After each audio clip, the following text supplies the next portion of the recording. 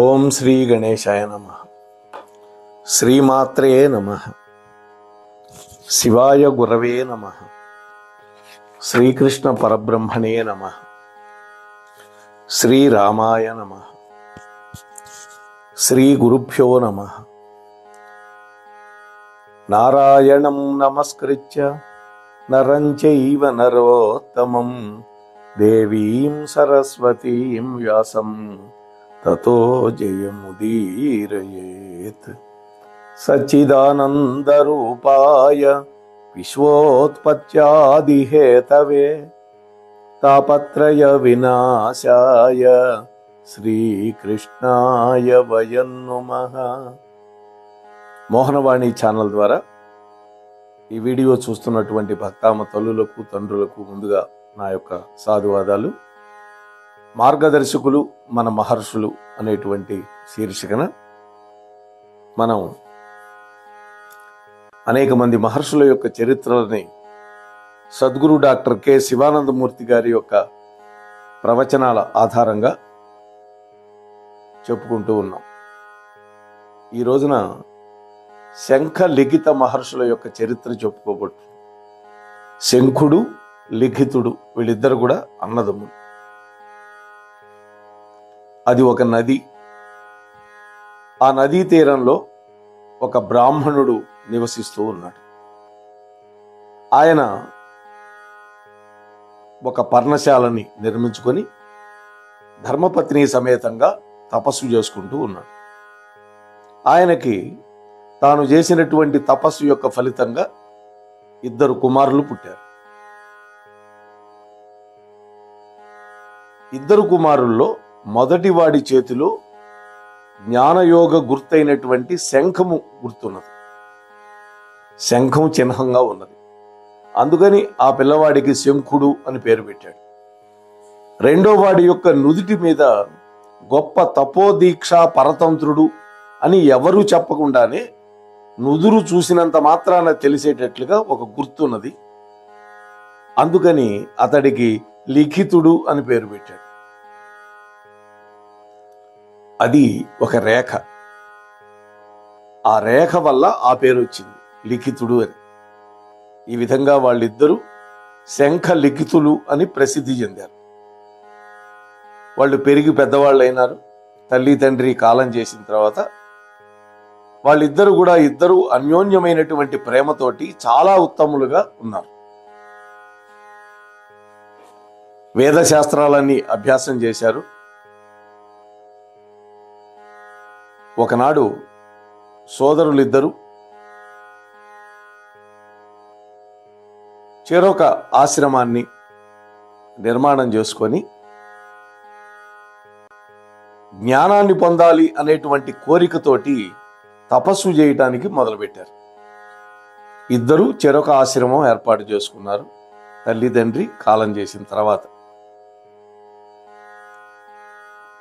వాళ్ళు ఉండేటటువంటి ఆ నదీ తీరానికి ఇంకా పైన కొంత దూరంలో వాళ్ళు ఆశ్రమాలు నిర్మించుకున్నారు. ఒక అడవిలో, నదికి దగ్గరే. రోజు నడిచి వచ్చి నదిలో స్నానం చేయగలిగినంత దూరంలోనే వాళ్ళ ఆశ్రమాలు ఉన్నాయి. ఆ విధంగా వాళ్ళిద్దరూ బ్రహ్మచర్య వ్రత దీక్షితులై తపస్సు చేసుకుంటూ ఉన్నారు. వాళ్ళని చూసే వాళ్ళకి అలనాడు బదరికాశ్రమంలో తపస్సు చేసినటువంటి నరనారాయణుల ఆశ్రమాలు గుర్తొచ్చేవి. ఉత్తమమైనటువంటి తపస్సు చేసుకుంటూ ఉన్నారు 2 అన్నదమ్ములు. 2 కూడా పరమ సాత్వికులు. ఒకచోట చేరి ధర్మాన్ని గురించి చర్చించుతూ లోకంలో ఉండేటటువంటి సత్యాన్వేషణ కోసం పరస్పరం తమ యొక్క అనుభవాలు పంచుకుంటూ అన్యోన్యంగా ఉంటూ మళ్ళీ ఎవరికి వాళ్ళు తపస్సులో నిమగ్నమైపోతున్నారు ఈ శంఖుడు లిఖితుడు. వాళ్ళు పరిహాసం కోసమైనా సరే అబద్ధమాడరు. అసత్యం అనేది కలలో కూడా వాళ్ళ నోటి వెంట పలకదు. అధర్మాచరణం వాళ్ళ భావంలో ఉండదు. ధర్మదేవతయే ఈ విధంగా 2 రూపాల్లో పుట్టిందా అన్నట్లుగా అశ్విని దేవతల్లాగా 2 వెలుగొందుతూ ఉన్నారు. ఒకనాడు లిఖితుడు అన్నగారైనటువంటి శంఖుడి యొక్క ఆశ్రమానికి వచ్చారు. అన్నగారు ఆశ్రమంలో కనపడలా. అప్పటికి మధ్యాహ్నం అయింది. ఆకలవుతోంది లిఖితుడికి. ఆశ్రమంలో ఫలవృక్షాలు చాలా ఉన్నాయి. వాటిలో ఒక మామిడి చెట్టు దగ్గరికి వెళ్ళి బాగా పండినటువంటి 2 మామిడి పళ్ళు కోసుకున్నాడు. ఆ 2 పళ్ళు కోసుకొని తింటూ ఉండగా అన్నయ్య గారు వచ్చేశాడు. శంఖుడు గబగబా పండ్లు తినేసి చేతులు కడుక్కొని అన్నయ్య దగ్గరికి వచ్చి నమస్కరించాడు. అప్పుడు శంఖుడు అన్నాడు, నాయనా ఎంతసేపు అయింది వచ్చి నువ్వు అంటూ పలకరించాడు తమ్ముణ్ణి. అవును, ఇప్పుడు నేను వచ్చేటప్పటికి నువ్వు మామిడి పండ్లు తింటున్నావే, ఆ పండ్లు ఎక్కడివి అని అడిగాడు. లిఖితుడు అన్నాడు, అన్నయ్య నేను వచ్చి చాలాసేపు అయింది. మీ రాక కోసం నిరీక్షిస్తూ ఉండగా ఆకలైంది. ఈ చెట్లు మీద ఉండేటటువంటి మామిడి పండ్ల మీద నా దృష్టి పడింది. బాగా అరముగ్గి సువాసనతో ఉన్నట్టు ఉన్నాయి ఈ మామిడి పళ్ళు. ఆకలిగా ఉండటం వల్ల 2 పండ్లు కోసుకొని తిన్నాను అన్నాడు. అన్నయ్య అన్నాడు, అయ్యయ్యో ఎంత పని చేశావు నాయనా, ఇది అధర్మం కదా. ధర్మమే ప్రధానం అనుకుంటున్నటువంటి మన యొక్క జీవన విధానంలో నీ చేత నీ యొక్క విధి అధర్మాన్ని చేయించింది. ఇది నా ఆశ్రమంలో ఉండేటటువంటి వృక్షం, నాకు సొంతమైనది. కాబట్టి ధర్మం ఏం చెబుతుంది అంటే, కోసుకొని తినే ముందు యజమాని అయినటువంటి నా ఆజ్ఞ పొంది ఆ తర్వాత నువ్వు తినుండాల్సింది. నువ్వు అలా చేయలేదు. నన్ను అడగకుండా తీసుకొని తినడం వల్ల నువ్వు దొంగతనం చేసినట్లయింది, అధర్మం చేసినట్లయింది. అందుకోసం నేను బాధపడుతున్నాను అన్నాడు. మామిడి పండ్లు పోయినందుకు బాధపట్టల్లా. తన తమ్ముడు ధర్మాత్ముడుగా ఉన్నటువంటి వాడు దొంగగా అయిపోయినాడే. వాస్తవానికి అన్నయ్య సొమ్ము తింటం అనేది పెద్ద పాపం కింద రాదు కదా. అప్పుడు లిఖితుడు తాను చేసినటువంటి పొరపాటు గ్రహించాడు. తనను మన్నించి అనుగ్రహించమని అన్నయ్య గారి కాళ్ల మీద పడి ఏడ్చాడు. శంఖుడు అన్నాడు, నాయనా నువ్వు నా పట్ల ద్రోహం చేశావని కాదు నా అభిప్రాయం. నా తోటలో ఉన్న 2 మామిడి పండ్లు తినటం వల్ల నా ఆస్తి ఏం తరిగిపోదు, నేనేం నష్టపోను. కానీ ఒక అధర్మ కార్యం నీ వల్ల జరిగింది, అందుకు నేను బాధపడుతున్నాను అన్నాడు. ఇది కదా ఆనాడు అద్భుతమైనటువంటి ధర్మం. నువ్వు చేసినటువంటి ఈ పని నీకు దోషం తీసుకొస్తుంది కదా, అందువల్ల నేను బాధపడుతున్నాను. ఆ దోషం ఎట్లా పోగొట్టాలా అని నేను బాధపడుతున్నాను. అధర్మం మనం చేసిన తర్వాత ఇంకొన్నాళ్ళకి ధర్మాన్ని ఎలా బోధించగలుగుతాం? మనం సచ్చీలులు అయితే కదా ఇతరులకి మంచి విషయాలు చెప్పగలుగుతాం. అనేక మంది మన దగ్గరికి ధర్మం అడగటానికి వస్తారు, ధర్మోపదేశం కోసం వస్తారు కదా. ఇక్కడ మనం పాపం గనక ప్రక్షాళనం చేసుకోకపోతే మనం శరీరాన్ని వదిలిపెట్టిన తర్వాత యముడి యొక్క దండన తప్పదు కదా. అటువంటి దుఃఖానికి లోనవుతున్నాను, నా తమ్ముడికి ఇంత కష్టం వచ్చిందని నేను బాధపడుతున్నాను అన్నాడు. అంత ప్రేమ తమ్ముడి మీద. అప్పుడు లిఖితుడు, అన్నయ్య మంచిది, నేను చేసినటువంటి ఈ దొంగతనానికి, ఈ అధర్మానికి నీవే ఏదైనా ఒక శిక్ష విధించి నన్ను పరిశుద్ధుని చెయ్యి. నీవు నాకు ఏ శిక్ష విధించినా నేను సంతోషంగా స్వీకరిస్తా. అన్నయ్య దయచేసి నాకు నిష్కృతి చెప్పు అని అడిగాడు. అప్పుడు శంఖుడు అన్నాడు, తమ్ముడు నిన్ను శిక్షించే అధికారం నాకు లేదయ్యా. మన దేశాన్ని పరిపాలించే రాజుగారు ఉన్నాడు కదా సుజుమ్నుడు, ఆయన ధర్మాత్ముడు. కాబట్టి ఆ రాజుగారి దగ్గరికి వెళ్ళి నువ్వు చేసిన తప్పు చెప్పి దండన అడిగి తీసుకో. ఆయనే నీకు దండన ఇస్తాడు, శిక్ష విధిస్తాడు. ఆ శిక్ష కనుక నువ్వు అనుభవిస్తే నీ పాపం పోతుంది అన్నాడు. అంటే రాజుగారు గనక శిక్ష వేస్తే పాపం ప్రక్షాళనం అవుతుంది. ఒకవేళ రాజు తన పరిపాలనలో ఉండేవాడు ఎవడైనా తప్పు చేస్తే ఆ తప్పుకు తగిన దండన విధించకపోతే వాడు చేసిన పాపంలో 1/6 వంతు రాజుగారికి చుట్టుకుంటుంది. ఇదే విషయం శ్రీమద్ రామాయణంలో కిష్కింధాకాండలో రామచంద్ర ప్రభు వాలితో అంటాడు. లిఖితుడు అన్నగారి మాట ప్రకారం వెంటనే రాజుగారైనటువంటి సుజుమ్నుడి దగ్గరికి వెళ్ళాడు. ఎప్పుడైతే మహాత్ముడైనటువంటి లిఖితుడు వచ్చాడని ద్వారపాలకులు చెప్పారో గబగబా సింహాసనం మీద నుంచి దిగి ఎదురొచ్చాడు. ఆ రోజున అటువంటి గౌరవం ఉండేది మహర్షులకి, మహాత్ములకి, ముఖ్యంగా బ్రాహ్మణ తపస్సులకి అంత మర్యాద ఉండేది రాజుల దగ్గర. వచ్చి నమస్కరించి రాజు, మహాత్మా, ఏమిటి తమరు ఇలా దయచేశారు? నాతో ఏమైనా పని ఉందా? సెలవివ్వండి అన్నాడు. అప్పుడు లిఖితుడు అన్నాడు, రాజా, నేను ఏది అడిగితే అది నాకు ఇస్తావా అన్నాడు. అదేంటి మహాత్మా, మీరు ఏది అడిగితే అది ఇస్తాను. ఈ సూర్యుడు గతి తప్పితే గతి తప్పచ్చు, నేను మాత్రం ఆడిన మాట తప్పను, ప్రతిజ్ఞ చేస్తున్నాను అన్నాడు రాజు. అట్లా అయితే నేను మా అన్నగారి తోటలో ఆయన అనుమతి తీసుకోకుండా 2 మామిడి పండ్లు కోసుకొని తినేశాను. నేను ధర్మం తప్పాను కాబట్టి, ఒక రకంగా మా అన్నయ్యకి చెప్పకుండా తీసుకోవడం వల్ల దొంగతనం చేసినటువంటి నేరం వచ్చింది కాబట్టి నేను శిక్షార్హుణ్ణి. కాబట్టి నాకు తగిన దండన ఇవ్వండి. దండించవలసిన వాడిని కనుక దండించకపోతే నీవు కూడా నీ రాజధర్మాన్ని తప్పినవాడు అవుతావు. నీకు అప్పుడు దోషం ఆపాదించబడుతుంది. జాగ్రత్త సుమ అన్నాడు లిఖితుడు. చూస్తుంటే పరమ పూజ్యుడైనటువంటి తపోధనుడైనటువంటి ఋషి, అటువంటి వాడిని లోకమంతా గౌరవిస్తూ ఉంది. అటువంటి వాడు తన అన్నయ్య తోటలో 2 పండ్లు అన్నయ్య అనుమతి లేకుండా తిన్నందుకు శిక్ష ఇవ్వమని అడుగుతున్నాడు. ఏమిటి కర్తవ్యమని రాజు సందిగ్ధంలో పడ్డాడు. చివరికి లిఖితుడితో అన్నాడు, ఓ మహాత్మా, నీకు నేను శిక్ష ఇవ్వలేను, నా వల్ల కాదు. నీకు శిక్ష విధించకుండా పాపం చేసిన వాడిని అయినా నాకేమీ పర్వాలేదు.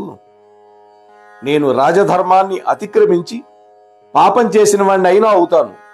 కానీ లోకానికి పరమ పూజ్యుడివై, పరమ ధార్మికమూర్తి, మహాతపస్వి అయినటువంటి